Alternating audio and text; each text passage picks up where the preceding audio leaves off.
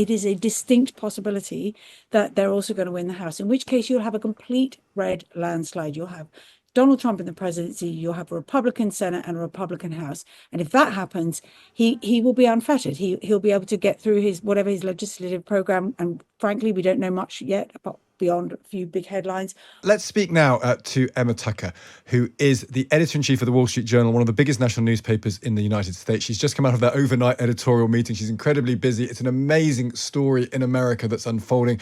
Emma, good evening to you. Hi, hello.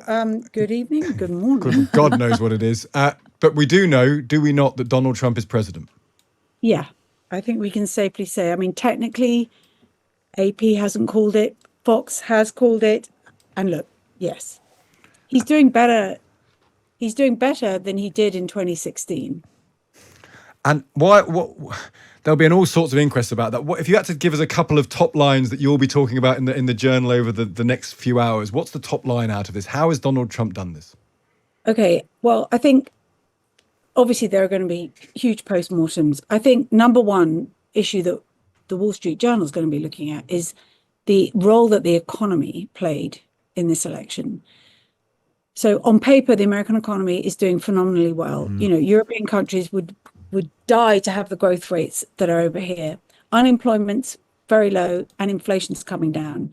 But it's very, very clear that in spite of that, ordinary Americans, middle sort of lower income, not even that lower income Americans, are struggling with the cost of living. And that has the horror of the very high inflation that they went through is still fresh in their minds. So I think the economy is one big story. I think immigration is another area where the Democrats simply blew it politically. They didn't. It seems they didn't. They realized too late what a huge electoral issue it was, and so they didn't come over as credible to the electorate on this issue, which was clearly a big one for a lot of voters.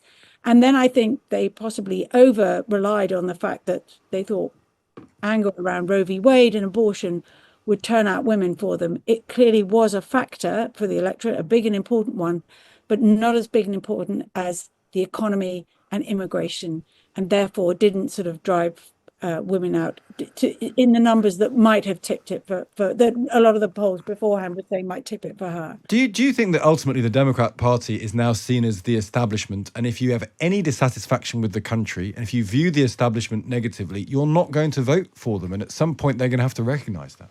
Yeah, well, interestingly, we were just talking about this. It's like, what is the Democrat response to this? I mean, the Democrats used to be the party of, the coastal regions, but also, and very much one that minority groups voted for. But that relationship seems to have sort of split apart, and it's very much more now. I think people are voting according to their class.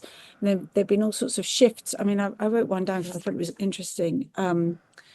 So for example, in 2020, Biden won with Hispanics by 32 points, but she's only leading amongst Hispanic voters by 8 points. Yeah. So that's in the space of 4 years. So I think there's been there's the assumptions that Democrats have made about who their supporters are has been shattered. So maybe we get in touch on asking this question. You're a powerful woman in the US. Does America have a problem electing a woman president? Is there any part of that just exists that they've not done it again? And maybe it's the wrong candidate. Maybe she's up against an absolute juggernaut that is Donald Trump. But it is striking that America has never had a woman president. They're not going to have one now for at least 4 more years. Is there something that America can't quite get to grips with there, madly? I have said all along, I don't see why America should be any different from any other, Western country or developed country. I mean, why? I can't see a reason why it would be women. There are many senior women in very senior places. There are lots of very senior politicians. I can't think that there is something about America that they can't vote for a female president. It just seems. It just seems to me weird when women do so well here, and there are so many senior women in positions of power across the whole of the US industry, business, wherever you care to look, there are senior women. So I don't think that's a factor. I think it's there are other bigger factors Yeah. at play. We're about to hear from Donald Trump. He's probably going to start speaking at some point. Just tell us the scale of this story. In your journalistic experience, you've been a journalist for a long time. This is a man who won, then he lost. He's been charged. He's been convicted. He went nearly bankrupt. He's been absolutely reviled by many across the world. And yet he's the next president of America. Give us a sense of the scale of that as a story. I think it's colossal. I think it's absolutely huge. I think, the polls were close all the way up to the election, and therefore, people had got used to the idea that in theory Donald Trump could win this election and could be president again. But I think that the theory and the reality are very different. So I think, and it's not just that he's won the presidency. The Republicans have now got a comfortable majority in the Senate, and at the moment it's too close to call the House, but it is a distinct possibility that they're also going to win the House, in which case you'll have a complete red landslide. You'll have Donald Trump in the presidency, you'll have a Republican Senate and a Republican House. And if that happens, he will be unfettered. He'll be able to get through his legislative program. And frankly, we don't know much yet, beyond a few big headlines, what that's going to be. I mean, he may not win the House, but it's looking close. Even if he doesn't win the House, it's still an extraordinary feat. I think only one previous president has come back a second time and won. Yeah, Grover Cleveland, that was in the 19th century. Exactly. He will only be the second president to do that. And I think, Stig, it's right. And it's interesting what you say. Think of all the things that have unfolded since 2016. There was the presidency, which was, it had its ups and its downs.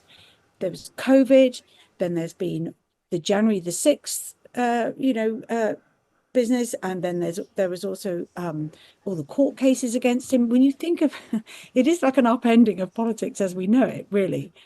I think I'm sure that's entirely right. Emma, listen, so great to speak to you. Thank you so much for taking the time. I know you've got lots of news to get out on the website and all of that. Are you pleased to be there, though, as a Brit abroad? Does it feel exciting? It does. I mean, it's really. I mean, it's a great, fascinating story. It's all systems go tomorrow. Like where it is. I can't pretend it's not great to be here and to be covering this election, because however you want to look at it, it's a fantastic story. And that's good for news, right? Good for all of us. Good for news. I think there's no doubt that the Trump has won, news has won, the Democrats very much have lost. Emma, great to speak to you. Thank you for talking to us. Thanks. That's Emma Tucker, there, editor-in-chief of the Wall Street Journal.